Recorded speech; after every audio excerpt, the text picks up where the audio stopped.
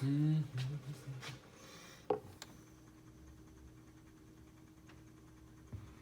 VC, welcome to the Personal Oasis. This is the Blind Island. I'm your host, Isaac, and today I am visited by the one, the only, the vinyl guru. Thank you so much for coming today. Appreciate it.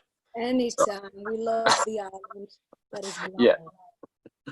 So today we are going to be discussing a very controversial topic, one that I think that a lot of people have many opinions on, and that is the 5 greatest songs of all time.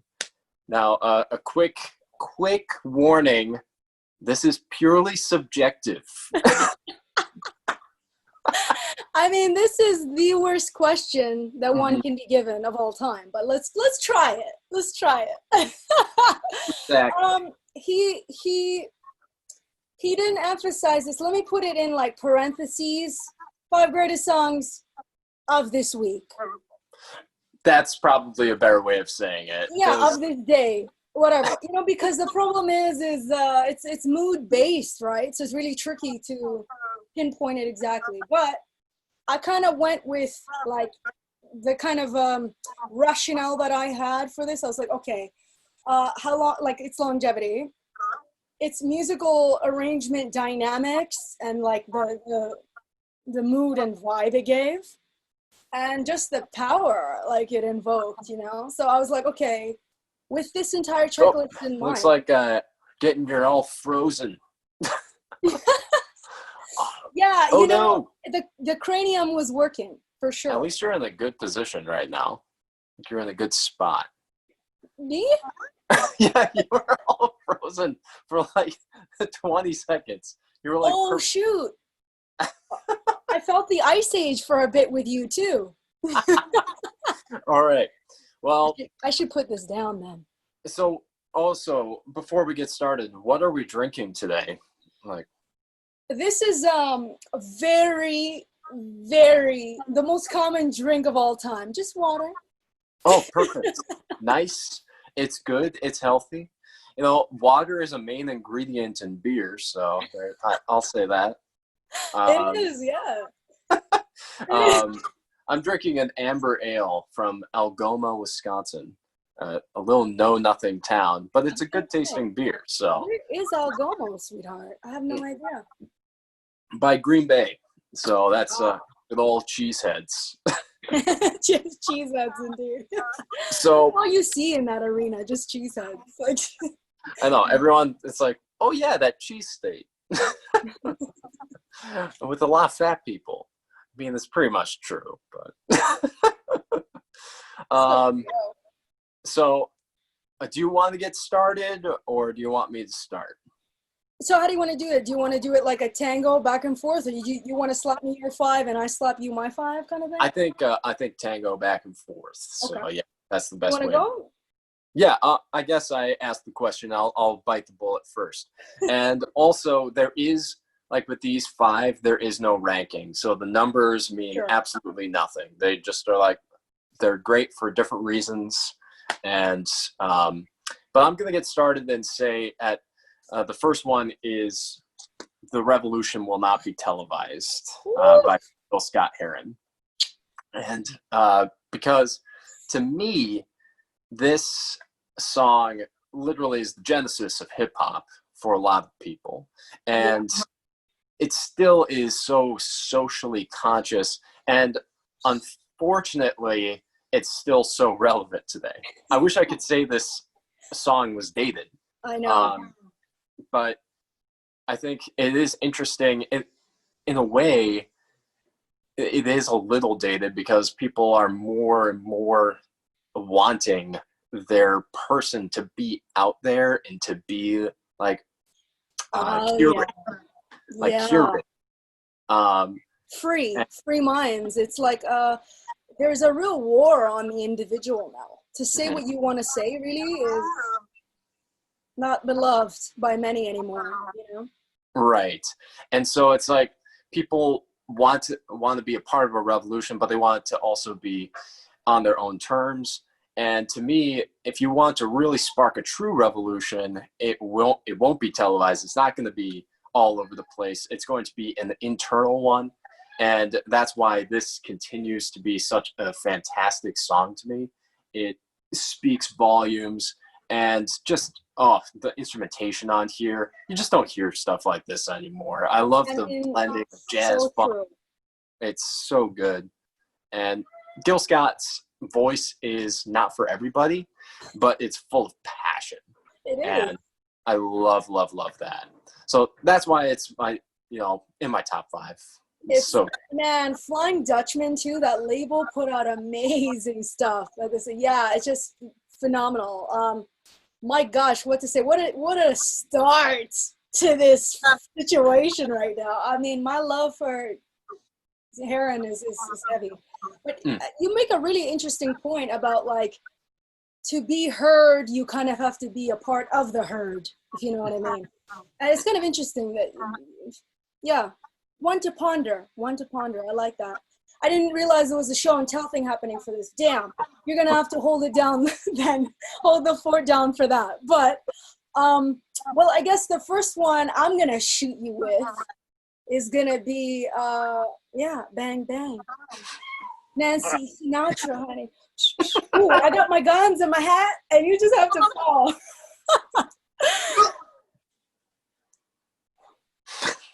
Nancy, honey. Nancy Sinatra's Bang Bang. It's so minimal, but it's so damn. Her version of it is the best. I just love it. The tremolo guitar thing, it's got such an eeriness to it, and it's so empty, it's really just her on the guitar, but like, damn, you know what I'm saying. And there's a reason why so many people covered that. As much as there isn't too much crazy orchestration production happening, especially for that time, it did what it needed to do, and it brought the house down to me. I think that was a phenomenal execution of a record. Well, I completely agree. I was actually just talking about Nancy Sinatra recently and just feeling like what an underrated talent she was. She reminds me of Bobby Gentry a lot, like in her vocal delivery. You're talking my favorite people right now. Really strong personalities, who, by the way, are still kicking. Is, honey. It's so true. I mean, what's sad about Bobby, though, is that she hasn't come out with music in years, but at the same time, I respect her decision to just completely go off the stage. Like, went out on didn't she, like, buy a sports team too? She was like a real savvy businesswoman. She was like buying sports teams, getting into real estate. I mean, she must have seen some wild stuff though. This industry, it's a little funny. Trust me. Yeah. So excellent choice with Nancy Sinatra, and a female artist that needs more kudos, in my personal opinion. So, and an artist that, like, held it down on her own without the need of her father's help too much. Like, okay, sure, in the beginning, but she held it down on her own and not having to, like, live off his fame too much while doing it, She had her own name at some point, and it was really, Anyways, carry on, dude. Well, I completely agree. And moving on with the next choice for me, and this one is kind of more of this is a no-brainer, in my opinion, but it's from an album where many people will disagree with my choice of which song I chose. That's Bob Dylan's Desolation Row. Many people would be like, what about Like a Rolling Stone? And yes, there's the radio playability. It did transform how a lot of people listen to rock music. However, to me, Desolation Row is like this psychedelic, kaleidoscopic odyssey that if people who bought the album probably listened to this, I could see, a young Tom York listening to this album and being like inspired to create some of his crazy odes that he's made with Radiohead.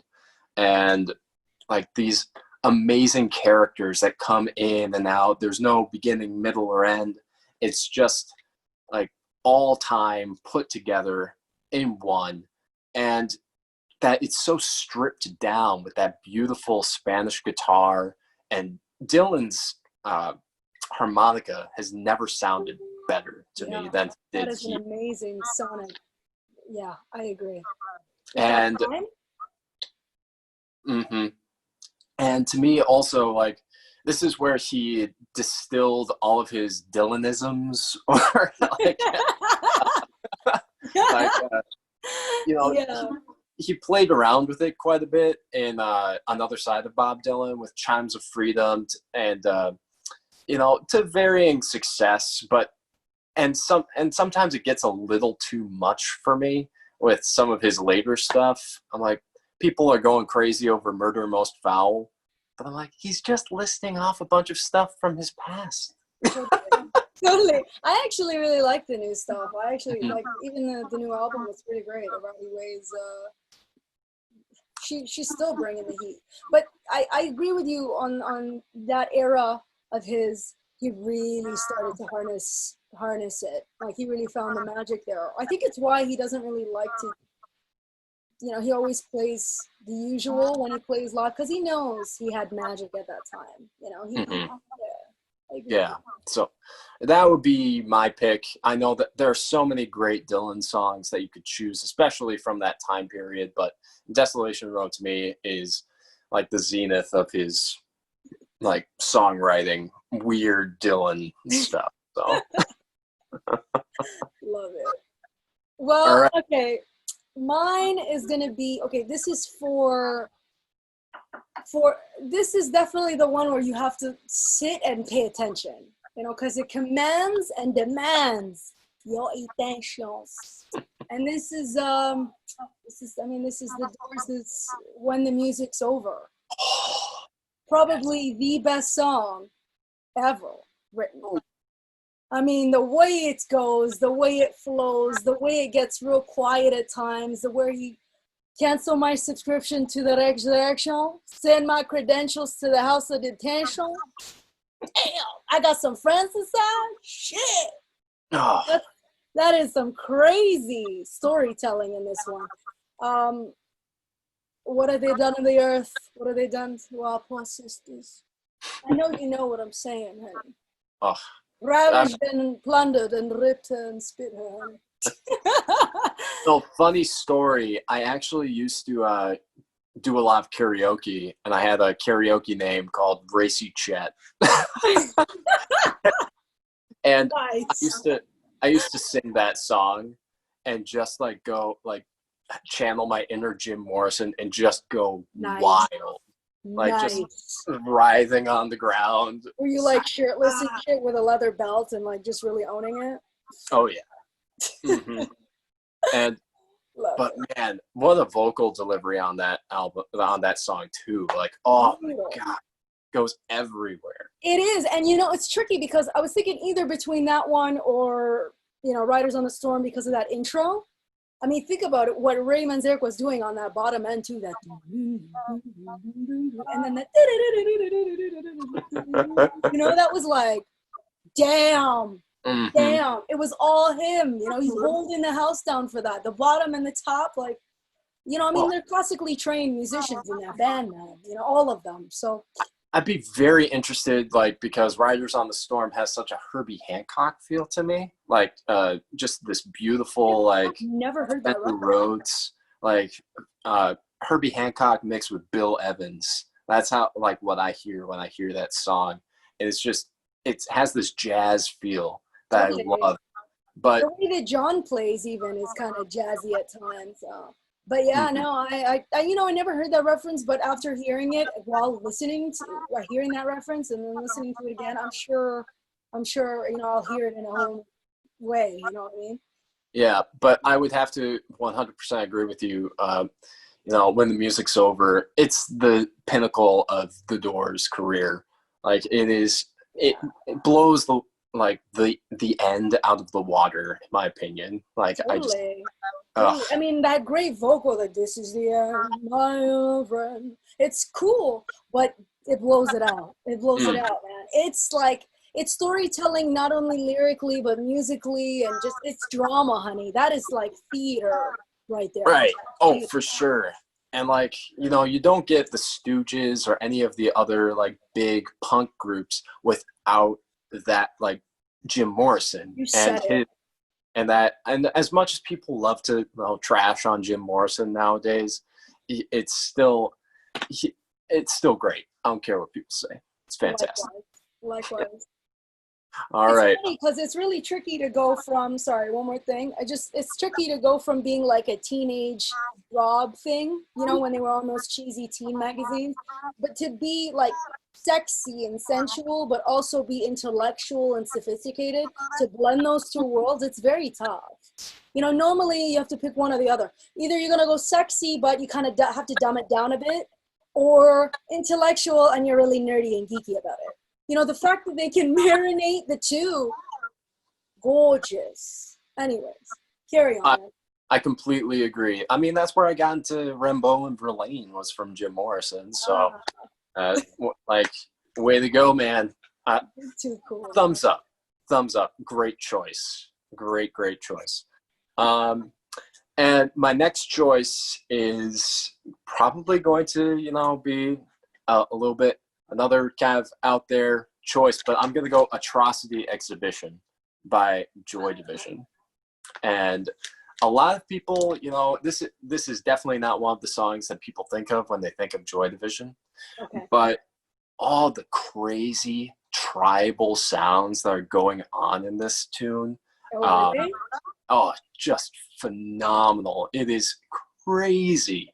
And like, it's basically a look into Ian Curtis's just broken mind, that he's just talking basically about how people used to go into asylums and look at all of the freaks in the asylum, and he's one of them.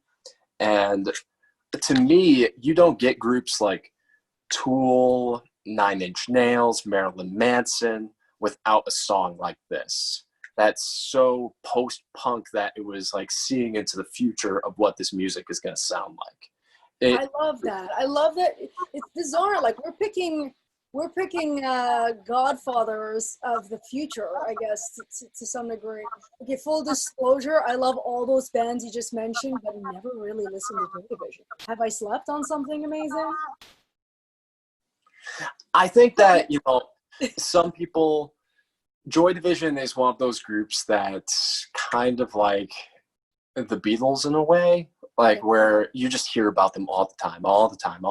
I never listened to even one song of theirs, so I don't even know what to expect. Yeah, it's one of those like bizarre. I've always seen the T-shirts, always seen the records, you know, but just one of those. But yeah, it is kind of like, I guess, for new wave and that kind of, you know, heavy industrial. I guess they are kind of the Beatles for that, I guess. Mm-hmm. Yeah, as far as new wave and industrial, easily Beatles for it.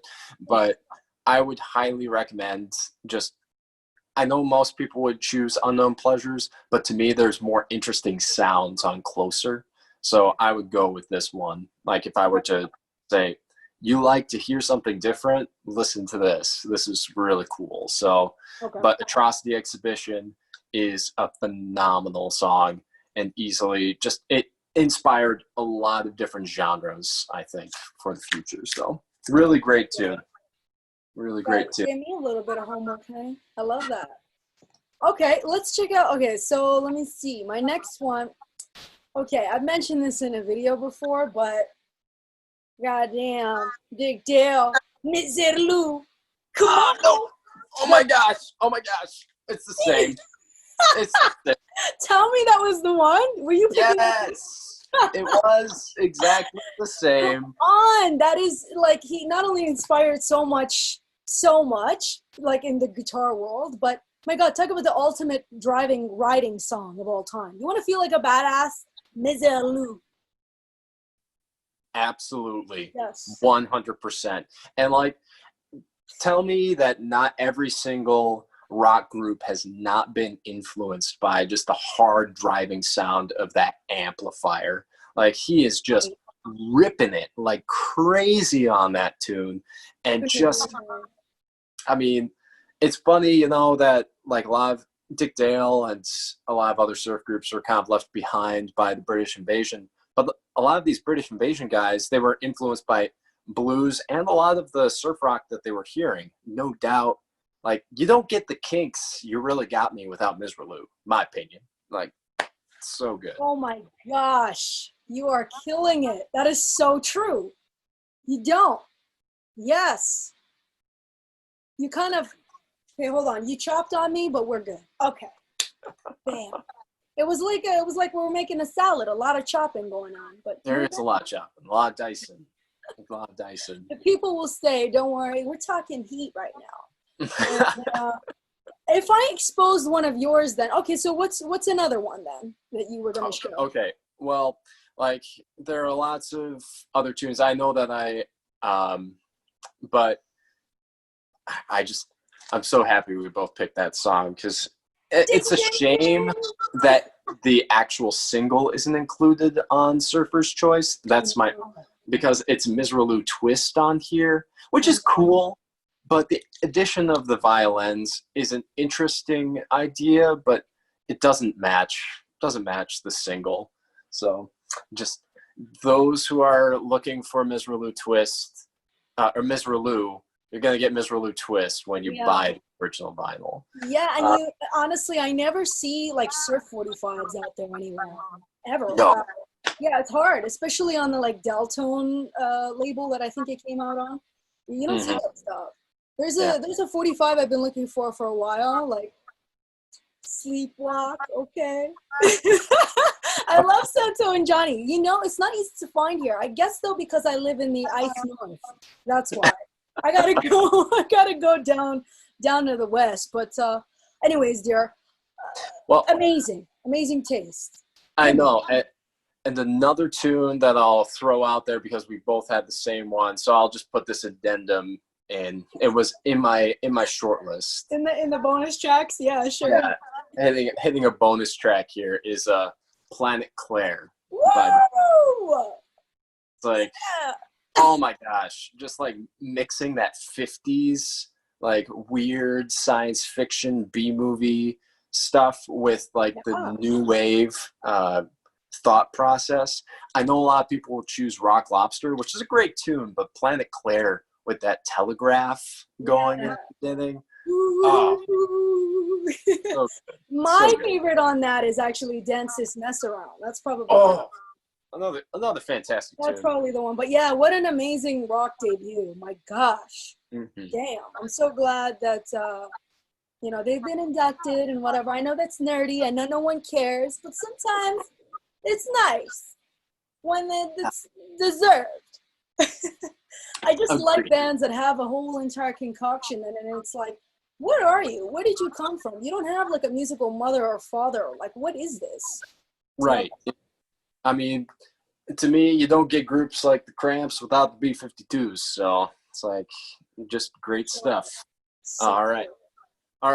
Now back to you. So we both agreed on Misralou. I gave my additional one. Now back to you.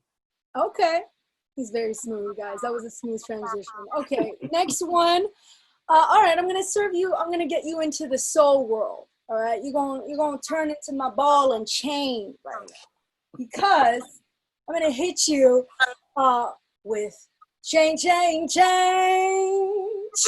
of food. You know it. That is like ace. Okay, Aretha Franklin, Chain of Fools, I think, 67-ish? That is probably the tightest sounding situation. Her band, I think it was Muscle Soul situations happening over there, so there was a lot of Tennessee River drinking. There must be something in that water, because damn, those musicians can play. The reason why I love that is the story in the way the production goes, because there was moments in that song, honey, where like you remember that part where it goes like real doo-woppy, where it goes, my father never leave you alone, woo, my father's in the come on, wait, right, and then it goes like the drummer is where it shines for me. in this song.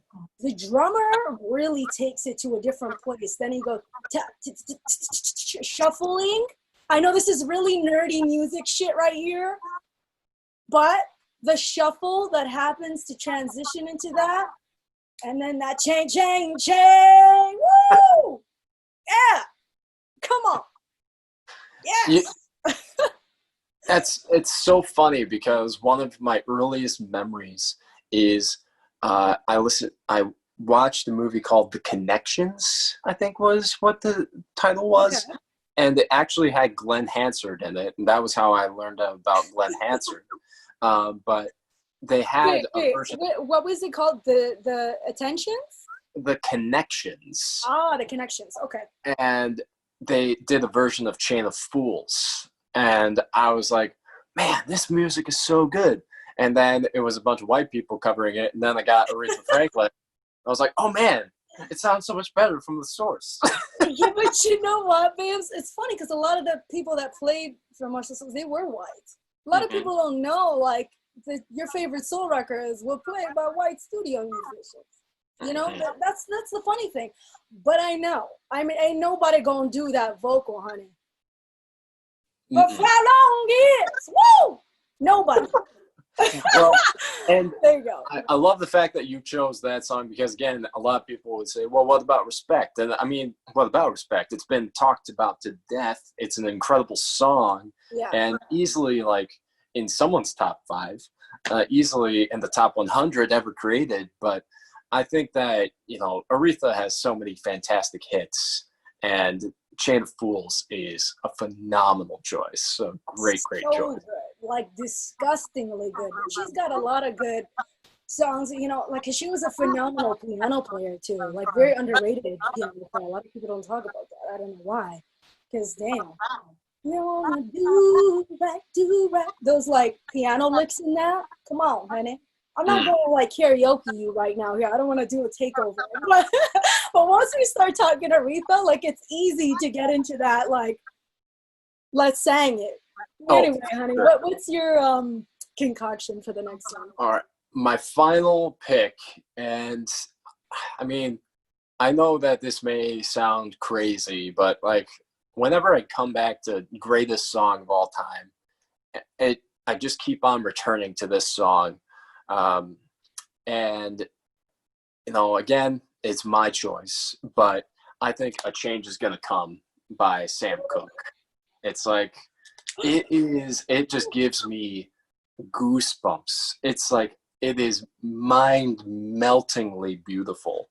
I think that he is like, I don't know, he tapped into something that was transcendental in this recording. I agree. And like the backing group is just, it realizes that the song is about his voice and what he's saying right now.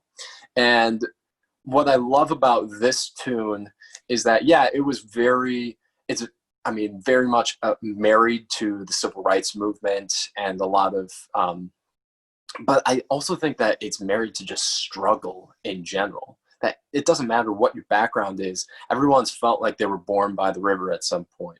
Like they can't get up in life, that they can't keep going.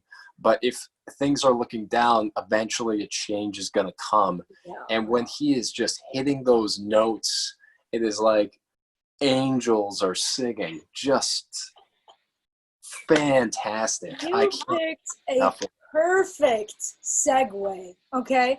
The reason why it's so perfect is because little Miss Aretha, she had the biggest crush on Sam Cooke. She was like, that's my man. Like, she, you know, oh man, talk about the two greatest. Look at that face. I mean, who wouldn't say that? He was a good looking dude. Very, honey, very. But he had it all. He was smooth, you know, very smooth cat.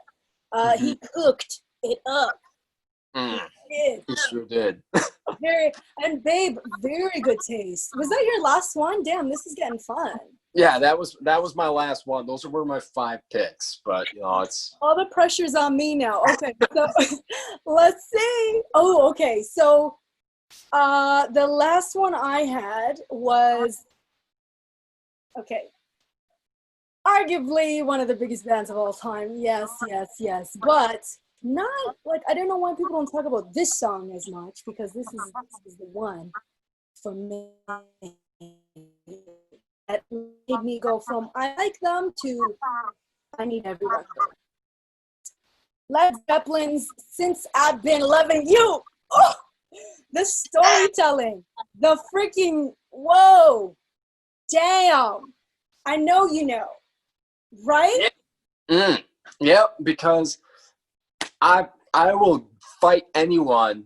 I'm so glad you picked that, because I will fight anyone who says that Since I've Been Loving You isn't Led Zeppelin's greatest song. It is easily their shining moment. Like, get the gloves, honey. Hold my purse, because I'm in the ring with you. Hold my ring, hold my this. Take this up. Hold on. Let's get into it. Seriously, I couldn't agree more. And the thing is, it's like, again, here we go with a long durational song. I know I picked a song that's another song that's like over 7 minutes or something. But again, Journey, sorry, he's pissed because his broke, he's playing around, and he's working hard for the red coins, and she's spending every single cent. I think it's one of the best, you know. And if here's the thing, if you are gonna throw a little bonus track, I think I can too. And I quickly thought of one, and I think easily the sexiest song, Wicked Game, Chris Isaac. Ooh, wow. Nice throw with Chris Isaac. Who would think to throw Chris Isaac in there? I love it. It's fantastic. That is I think that really changed the game for a bit, because like, okay, songs like Justify My Love by Madonna came out and all that stuff, and with the same vibe, you know, that Uzi sex appeal video, the black and white thing, you know, really sexy, that like minimal production, but just sexy, honey. You know, give me a glass of wine and play that, and we don't know what's gonna happen in 5 minutes. No, but really though, dear, phenomenal. You picked some heavy hitting stuff here. I was really impressed. Oh, well, thank you. I mean, same to you. I expected nothing less. A phenomenal taste as always. And, you know, what I'm interested and what I'm hoping is that people go into the comments and tell us their favorite, or like their top 5 greatest songs of all time. Yeah. Because again, it's going to change. Like this list will probably be different 3 weeks from now when I hear a new album. I'm like, oh dear Lord, this needs to be on there. But I know. That's why I said in parentheses, for the hour, for the week, for the whatever. Yeah, don't roast us, people. Just be delightful and message us what you like. Come on. Exactly. And like, you know, what's interesting is that a year ago I would have said the Ventures were just a throwaway group, because all I had ever heard is like the Colorful Ventures, or, you know, like their country stuff. Right. And then I listened to the Ventures in Space, and I'm like, what is this crazy, cosmic, incredible stuff? So like, it changes, opinions change, things change. But it was such a phenomenal time talking about these. I mean, I feel like we could talk for hours and continue to go down rabbit holes, but you know we can. The problem is we have very wide spectrums. So this is what is this, 30 minutes, honey, times 7. Come on. Like, you know, no, really though, like that's why I said with people with varied taste, it gets really interesting to have these kind of conversations, because you don't know what they're going to hit you with. You know, there are all kinds of genres, and it's why I said for the week, you know, this could be the one for the week. And I suppose this is why the whole culture of playlist era came in. And this is why the playlist generation, these new kids, they like all kinds of different stuff, because all kinds of different stuffs are in playlists now. You know, it's not just you know, rock, or, you know, disco sucks, rock forever kind of generation. And I don't know if you remember those patches, but it was very like rock versus disco. And now you can like both and no one cares. Guess what? Who cares? Absolutely no one. Absolutely no one. And anyone who hates disco, we're gonna have words because it's pretty fantastic. I'm not gonna lie. We're gonna have some dukes, but so I'm gonna wrap up the video portion. We might have a little bit more conversation, but what do you guys think? What are your 5 greatest songs of all time? Let us know in the comments below, and thank you so much again, Vinyl Guru, for visiting the Blind Island. Greatly appreciate it. Honey, anytime. You're fabulous. And I hope that you all have a great day on your own personal oasis.